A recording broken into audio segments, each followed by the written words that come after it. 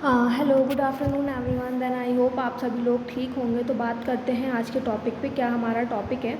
तो आज है हमारा मैनेजमेंट ऑफ चैलेंजिंग बिहेवियर। क्या है? Management of challenging behaviour. Functional assessment देखना है, उसमें हमें एंटीसीडेंट बिहेवियर कॉन्सिक्वेंस, उसके बाद हमारी क्या देखना है हमें, क्या आपकी स्ट्रैटेजीज है। उसमें दे रखा है token economy, contingency contraction, response cost, over correction, restitution and differential reinforcement and other behaviour strategies. Hindi में बात करें, चुनौतीपूर्ण व्यवहारों का प्रबंधन। ऐसे व्यवहार जो बच्चे के व्यवहार में एक्सेप्टेबल नहीं होते हैं, वो पाए जाते हैं, तो उनका किस तरह से हम मैनेजमेंट करते हैं। ठीक। तो यहाँ पे फर्स्ट दे रखा है टोकन अर्थव्यवस्था, है ना, कि क्या क्या हम स्ट्रेटजी यूज़ कर सकते हैं। तो ये कुछ एग्जांपल्स हैं। तो हम बात करें, एक कार्यात्मक व्यवहार मूल्यांकन, क्या एक फंक्शनल बिहेवियर इवैल्यूएशन क्या है, एक ऐसी प्रक्रिया है जो विशिष्ट या लक्षित व्यवहार की पहचान करता है। कि जैसे सबके अंदर सब व्यवहार होते हैं, बट कुछ ऐसे व्यवहार होते हैं जो डिफरेंट होते हैं, एक सामान्य व्यक्ति से थोड़े अलग व्यवहार होते हैं जो सोसाइटी में एक्सेप्ट नहीं किए जा सकते। तो इस प्रकार के बच्चों के अंदर कुछ आपको बिहेवियर देखने को मिलेंगे। वो बिहेवियर क्या, कौन सा, स्वयं को मारना या फिर दूसरों को मारना, झूठ बोलना, चोरी करना, कुछ हमारे इस तरह के आपको बच्चे के अंदर बिहेवियर दिखेंगे जो सोसाइटी में एक्सेप्ट नहीं किए जा सकते हैं, है ना। तो क्या लिख रखा है, ये एक ऐसे विशेष व्यवहार की पहचान करना जो छात्र की शिक्षा में हस्तक्षेप करती है। क्या है? जो वो आपका इंटरवेंशन करती है। मूल्यांकन विशेष व्यवहार को निर्देशित करने, व्यवहार का समर्थन करने वाले कारकों की पहचान करने और व्यवहार के उद्देश्यों को निर्धारित करने का प्रयास करती है। यह प्रक्रिया एक हस्तक्षेप योजना और कदमों की ओर ले जाता है। किस तरह से चीज़ों को हमें इम्प्रूव करना है, जिस कारण परीक्षण छात्र की स्थिति में सुधार के लिए किया जा सकता है। जो भी हम परीक्षण करेंगे, बच्चे के अंदर जो भी बिहेवियर्स हैं, उन बिहेवियर्स को कम करने के लिए किया जाता है। कार्यात्मक व्यवहार मूल्यांकन क्या है? एक ऐसा योजना को सूचित करता है जो छात्र के लिए एक स्वीकार्य वैकल्पिक व्यवहार विकसित कर सकता है, जो छात्र की शिक्षा में हस्तक्षेप नहीं करेगा। क्या है? वो चीज़ की चीज़ में छेड़छाड़ नहीं करेगा अगर बच्चे के अंदर वो चीज़ें उपलब्ध नहीं होंगी। आगे देखते हैं था उसमें ABC मॉडल। तो ABC का हम पहले अर्थ जानते हैं, उसके बाद बात करते हैं। ए मतलब एंटीसीडेंट, पूर्वव्रत, क्या चीज़ें पहले घट चुकी हैं। बिहेवियर, क्या बच्चे का व्यवहार है, आगे क्या परिणाम होगा, उसका कॉन्सिक्वेंस। तो व्यवहार के कार्य को समझने का क्या है, एक महत्वपूर्ण घटक है। यदि कोई बच्चा अतिरिक्त व्यवहार समर्थन के लिए क्या है, प्रोटेक्ट प्री स्कूल कार्यक्रम में है, तो उनके शिक्षक और चिकित्सक अक्सर व्यवहार के इन घटकों की जांच करेंगी। क्योंकि जो बच्चे के व्यवहार घटक होते हैं, वो कुछ ना कभी पर्टिकुलर टाइम पे पर्टिकुलर कंडीशन में भी हो सकते हैं। तो उसके घर पर पेरेंट्स को या उसके गार्जियंस को, या फिर जहाँ पे वो स्कूल जाता है तो वहाँ पे उसके टीचर्स को ये चीज़ ऑब्जर्व करनी होगी। एक एक करके जानते हैं क्या होता है एंटीसीडेंट, बिहेवियर एंड कॉन्सिक्वेंस। हमने बताया था एंटीसीडेंट क्या होता है, पूर्ववत, क्या चीज़ पहले घटित हो चुकी है। पूर्ववर्ती जिसका अर्थ है कुछ जो पहले आता है, कुछ भी हो सकता है जो दिए गए व्यवहार के ट्रिगर करता है। जो भी बच्चे के अंदर व्यवहार हो रहा है, क्या है, वो उसे होने के लिए प्रोत्साहित करता है, उसे ट्रिगर कर रहा है। वातावरण, सामाजिक सेटिंग और यहाँ तक बातचीत के विशिष्ट विषय या शब्द विकल्पित व्यवहार को शुरू करने के लिए प्रेरित कर रहे हैं। हमें नहीं पता क्या चीज़ हमारी बच्चे को ऐसी चीज़ इफेक्ट कर रही है जो उससे वो व्यवहार स्टार्ट हो रहा है, चाहे वो हमारा इन्वायरमेंटल है, सोशल सेटिंग है, या फिर हमारा कम्युनिकेट सिस्टम है। शायद इसे महसूस किए बिना भी यदि आप एक सकारात्मक परिणाम को ट्रिगर करने का प्रयास कर रहे हैं, या क्या है, जब को आपको यदि आप एक सकारात्मक जो भी उसका बिहेवियर रिस्पॉन्स है, कॉन्सिक्वेंस है, उसको ट्रिगर करने का क्या है, चीज़ों को उसमें अंजाम देने का प्रयास कर रहे हैं, आप इसके बजाय कुछ वांछित व्यवहारों को बढ़ावा देने के लिए स्थिति में पूर्वव्रत में हेरफेर कर सकते हैं। अगर आपको बच्चे के बिहेवियर में क्या है, चीज़ें चेंज करनी है, तो उसका पूर्वव्रत जो उसका एंटीसीडेंट है, मतलब पूर्वव्रत है, जो चीज़ें पहले हुई हैं, उसको हमें चीज़ों को उसमें जो हमें वो चीज़ चेक करनी पड़ेगी कि पहले ऐसी क्या घटना हुई जिसके कारण बच्चे के अंदर ये बिहेवियर क्या है आने लगा।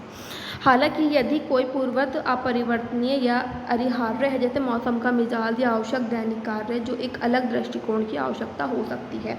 कुछ ऐसे कार्य हुए हैं जो हमारे मतलब बस में ना हो, परिवर्तन के कारण हुए हों किसी मौसम वगैरह के, तो वो हमारे बस में नहीं हो। तो हमें इस तरह की चीज़ों को पहले चेक करना होता है। ये हमारा होता है एंटीसीडेंट। इसके बाद आता है हमारा बिहेवियर व्यवहार को सकारात्मक, समस्याग्रस्त या महत्वपूर्ण के रूप में वर्गीकृत किया जाता है। जो भी हमारा बिहेवियर होता है वो विभिन्न पार्ट्स में डिवाइड होता है। जैसे पॉजिटिव होता है कि उसमें बिहेवियर हो सकता है या फिर इम्पॉर्टेंट हो सकता है। ठीक है, तो सकारात्मक व्यवहार वह है जो व्यक्ति और उसके आसपास के लोगों को लाभान्वित करता है। जो आपका पॉजिटिव बिहेवियर है वो क्या है, जो आपको लाभ पहुंचाता है, आपको और आपके आसपास के लोगों को। समस्याग्रस्त व्यवहार विपरीत कारण वाली समस्या करते हैं। ऐसा व्यवहार जो बच्चे के अंदर समस्या उत्पन्न करता है उसके आसपास के लोगों के लिए भी। वो क्या होता है, हमारा समस्या व्यवहार होता है जो प्रतिकुशल को लेकर शारीरिक खतरे तक रहता है। वो क्या है, व्यक्ति को खुद भी और दूसरों को भी नुकसान पहुंचा सकता है। एक महत्वपूर्ण व्यवहार वह है जो एक अलग समस्याग्रस्त व्यवहार में योगदान देता है। क्या है वो, जो आपके अंदर बिहेवियर है उस बिहेवियर को और इंक्रीज करने के लिए क्या है, वो आपको मदद कर रहा है। उदाहरण के लिए ऐसी पार्टी में जाना जहाँ शराब परोसी जाती है। मतलब बच्चे को, आपको पता है जो भी एक व्यक्ति है उसको एक ड्रिंक करने की आदत है, तो आप उसको क्या कर रहे हो, एक ऐसी पार्टी में लेकर जा रहे हो जहाँ पे ऑलरेडी ड्रिंक सर्व हो रही है, तो वो चीज़ बच्चे के बिहेवियर को और इंक्रीज करेगी। यदि यह अधिक शराब पीने, नशे में गाड़ी चलाने तो समस्याग्रस्त व्यवहार की ओर ले जा सकता है। उसके बाद बात करेंगे हम परिणाम, मतलब कॉन्सिक्वेंस क्या होता है। शब्द परिणाम में अक्सर एक नकारात्मक अर्थ होता है, लेकिन परिणाम या वैकल्पिक रूप से परिणाम सकारात्मक या नकारात्मक हो सकते हैं। आप किसी भी चीज़ का कोई परिणाम निकालते हो तो पॉजिटिव और निगेटिव दोनों हो सकते हैं। सकारात्मक व्यवहार अक्सर सकारात्मक परिणाम देते हैं। जो आपका बच्चे के अंदर पॉजिटिव बिहेवियर है वो क्या है, एक पॉजिटिव रिस्पॉन्स देगा, पॉजिटिव कॉन्सिक्वेंस देगा। जबकि एक समस्यात्मक व्यवहार जो बच्चे का एक नेगेटिव व्यवहार है वो आपको हमेशा क्या देगा, नेगेटिव परिणाम ही देगा। जो आपका ABC मॉडल के तीसरे घटक के रूप में आवश्यक है। क्या है, जो आपका कॉन्सिक्वेंस है वो जो ABC का मॉडल है उसका तीसरा घटक है, क्योंकि ये किसी व्यक्ति के व्यवहार को जारी रखना या बंद करने के निर्णय लेने को प्रभावित करता है। क्योंकि इसका क्या परिणाम निकलेगा बच्चे के बिहेवियर का, वो इस चीज़ में इंक्लूड किया जाता है। आगे देखते हैं क्या लिखा हुआ है कि इसका परिणाम बच्चों के लिए विशेष रूप से प्रभावशाली होता है। जो हमारा ABC मॉडल है उसका हम यूज़ करेंगे बच्चों के लिए तो क्या है, वो इफ़ेक्टिव होता है और अक्सर अनजाने में इसका दुरुपयोग भी किया जा सकता है। क्या है, मतलब कभी कभी इसका आपको जब चीज़ों के बारे में पूरी नॉलेज नहीं होती तो इसका दुरुपयोग भी हो जाता है। उदाहरण के लिए यदि कोई बच्चा किसी समस्यात्मक व्यवहार में संलग्न है, कोई बच्चा क्या है, बिहेवियर प्रॉब्लम्स क्रिएट करता है, जैसे कि रोना या फिर टेंट्रम फेंकना। मतलब कि कोई रो रहा है किसी चीज़ को लेकर या फिर चीज़ों को फेंकता है तो क्या होता है, लेकिन यह वास्तव में इसे मजबूत करता है। क्या है, ट्रिगर करता है। तो माता पिता क्या है, उसे खिलौने दे देते हैं, फिर कुछ उसको उसकी पसंद की चीज़ दे देते हैं, बच्चे को शांत करने का प्रयास कर सकते हैं। तो इस प्रकार का जो उद्देश्य होता है, ये जो बच्चे के अंदर समस्या व्यवहार होता है वो उसे और इंक्रीज कर देता है। कैसे कि बच्चा समझता है जब मैं चीज़ों को ज़्यादा रोऊंगा, रात को चीज़ें उधन बुधन करूँगा तो उसमें क्या होगा, मेरे मम्मी पापा परेशान होकर मुझे मेरी पसंद की चीज़ दे देंगे। तो ये क्या हुआ, बच्चे की समस्या व्यवहार और इंक्रीज करता है कि जब जब बच्चे को चीज़ चाहिए होती है, पेरेंट्स उसकी बात नहीं कर रहे होते, तो वो क्या करता है, वो चीज़ों को फेंकना शुरू कर देता है और रोना शुरू कर देता है। और बच्चे को ये चीज़ करने पर उसके पेरेंट्स उसकी इच्छा पूरी कर देते हैं। तो ये क्या होता है, ये बच्चे को और बिहेवियर इंक्रीज कर देता है। तो उनके माता पिता उन्हें वे देंगे जो वो चाहते हैं। इसके लिए और अन्य कारणों से सभी के लिए परिणाम के प्रभाव को समझना महत्वपूर्ण है। इसलिए पूरी हमें तरीके से इस मॉडल को समझना होगा, उसके बाद ही हम इसका यूज़ करेंगे, तभी बच्चे के अंदर पॉजिटिव बिहेवियर इंक्रीज होगा। आगे हमने ये चीज़ देखा ABC मॉडल क्या है। अब हमें ऐसी मैनेजमेंट टेक्निक्स देखनी है जो बच्चे के बिहेवियर को कम करने में सहायक हो सकती हैं। तो फर्स्ट आपका था टोकन इकोनॉमी। ठीक है, टोकन इकोनॉमी क्या होता है बेसिकली वो समझते हैं। हेडिंग नहीं पढ़ी हुई है इसलिए मैंने आपको डाल के बता दिया है। क्या लिखा हुआ है, एक ऐसी क्या है, ये एक ऐसे मानव चिकित्सा है जिसमें एक संस्था के कैदियों को टकने के साथ साथ अच्छे व्यवहार के लिए पुरस्कृत किया जाता है। कि जब बच्चे ने एक अच्छा व्यवहार क्रिएट किया, एक पॉजिटिव बिहेवियर आपको दिखाया, तो उसके लिए आपने बच्चे को क्या किया, पुरस्कृत कर दिया। उसी टाइम जो आपने पुरस्कृत, आपको कुछ ऐसी चीज़ें देनी है जिसको हम वापस रिटर्न कर सकें। जैसे स्टार दे दिया आपने, एक ब्लैक बोर्ड बनाया बच्चे का पहना, उसके ऊपर आपने बच्चे की फ़ोटो लगाई, उसके बाद बच्चों को आपने एक फ्लावर्स वगैरह दिए, फिर कोई टोकन दिया या फिर कुछ है ना इस तरह की चीज़ें बच्चों को दी जिससे वो देखकर बच्चा उसे खुश होता है। तो आपने क्या किया, बच्चे ने वो चीज़ें बिहेवियर अपना पॉजिटिव दिखाया, तो आपने क्या किया, उसे पुरस्कृत किया। और बच्चे के उसी टाइम पे क्या है, कोई गलत बिहेवियर, कोई नेगेटिव बिहेवियर दिखाने पे वो जो उसको चीज़ें दी हैं वो चीज़ों को वापस रिटर्न ले देना। यहाँ पे देखा ना, आदान प्रदान किया जा सकता है। तो जो चीज़ आप बच्चे को एज ए रिवॉर्ड के रूप में दे रहे, एनफोर्समेंट के रूप में दे रही की हो उस चीज़ को बच्चे के निगेटिव बिहेवियर होने पे वापस लेना भी क्या है, ये हमारा टोकन इकोनॉमी सिस्टम कहलाता है। तो नेक्स्ट हम टेक्निक की अगर बात करें तो यहाँ पे लिखा हुआ है प्रतिक्रिया लागत, मतलब रिस्पॉन्स कॉस्ट। ठीक है, तो जैसे बच्चों में समस्याग्रस्त व्यवहार को कम करने के लिए अन्य तरीका उन पुरस्कारों को छीन लेना है, जो बच्चे ने विशेष अच्छा व्यवहार करके अर्जित किया है। दूसरे शब्दों में इन तकनीकों में बच्चों के वांछनीय व्यवहार दिखाने से अर्जित कुछ चीज़ या घटना को देकर समस्याग्रस्त व्यवहार में शामिल होने के लिए जुर्माना या लागत का भुगतान करना शामिल है।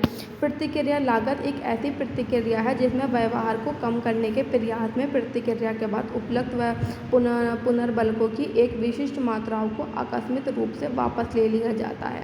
प्रतिक्रिया लागत का उपयोग अक्सर टोकन अर्थव्यवस्था कार्यक्रमों के साथ किया जाता है। अभी हमने ऊपर क्या पढ़ा था, टोकन इकोनॉमिक सिस्टम है ना, टोकन इकोनॉमी पढ़ा था, तो उसी में ही उसका ही सेम प्रोसेस हमारा प्रतिक्रिया लागत मतलब रिस्पॉन्स कॉस्ट का होता है। जो बच्चे को आप उसके पॉजिटिव बिहेवियर पे चीज़ें दे रहे हो, it is the part of token economy होता है ना, टोकन इकोनॉमी। तो उसमें क्या करना है, जो चीज़ें हमने बच्चे को उसके पॉजिटिव बिहेवियर पे दी हैं, जो बच्चा नेगेटिव बिहेवियर दिखाता है तो उस चीज़ को वापस ले देना क्या है हमारा प्रतिक्रिया लागत या रिस्पॉन्स कॉस्ट। फिर हम बात करते हैं नेक्स्ट आपके टीचर मैनेजमेंट टेक्निक्स पे, क्या है ओवर करेक्शन मतलब प्रतिस्थापन। इस तकनीक के उपयोग से न केवल बच्चों में समस्याग्रस्त व्यवहार में कमी आएगी बल्कि व्यवहार करने के उचित तरीके भी सिखाए जाएंगे। जब इस तकनीक को लागू किया जाता है तो समस्या व्यवहार की घटना के बाद बच्चे को परेशान स्थिति को उस स्थिति में बहाल करने की आवश्यकता होती है जो समस्या व्यवहार की घटना से पहले की तुलना में काफ़ी बेहतर होता है। फर्स्ट हम बात करें प्रतिस्थापनात्मक अति सुधार के लिए छात्रों को पर्यावरण को उनकी मूल स्थिति से बेहतर तकनीक में बहाल करके उनके दुर्व्यवहार के प्रभावों को ठीक करने की आवश्यकता होती है। मतलब इसमें क्या होता है, जो भी बच्चे ने चीज़ें कंडक्ट की हैं, जैसे एक एग्जांपल उसने क्लासरूम में उसने शूशू करा है, तो उसकी वो एक हैबिट बन चुकी है कि वो हमेशा क्लासरूम में आने के ऐसी एक्टिविटी करता है, वो बाथरूम में नहीं जाता है। तो जब हमें बच्चों को क्या है उस चीज़ में हमें क्या करना है, जो काम बच्चे ने किया है ना उसको बच्चे के थ्रू ही हमें साफ कराना होगा। तो इससे क्या होगा, बच्चे को एक मैसेज आएगा, अगर मैं ये काम करूँगा तो मुझे ये वाला काम भी करना पड़ेगा। तो इससे क्या होगा, बच्चे के अंदर जो भी चीज़ें हैं ओवर करेक्शन, बच्चा जो काम कर रहा है उसको खुद ही ठीक करता है। तो इसका ये आपका इस प्रक्रिया आपका कहलाता है ओवर करेक्शन। बच्चे ने जो गलती की वो गलती बच्चा ही सुधारेगा। तो इसके थ्रू बच्चे के अंदर जो भी बिहेवियर्स हैं वो कम हो सकते हैं और बच्चे के अंदर चीज़ों को सीखने भी इसमें सिखा सकते हैं, सीखना भी शामिल हो सकता है। आगे बात करें और क्या है विभेदक पुरस्कार मतलब डिफरेंशियल रेनफोर्समेंट। विपरीत व्यवहार का विभेदक प्रतिफल, अन्य व्यवहार का विभेदक पुरस्कार, निम्न दर व्यवहार का विभेदक पुरस्कार, वैकल्पिक व्यवहार का विभेदक पुरस्कार। ये क्या है आपका विभेदक पुरस्कार के आपको क्या है डिफरेंशियल रेनफोर्समेंट। इसमें क्या होता है, इस एक्टिविटी में जो विपरीत व्यवहार है, जो बच्चे ने व्यवहार कंडक्ट किया है उससे विपरीत व्यवहार पे बच्चे को क्या करना है, आपको रेनफोर्समेंट देना है।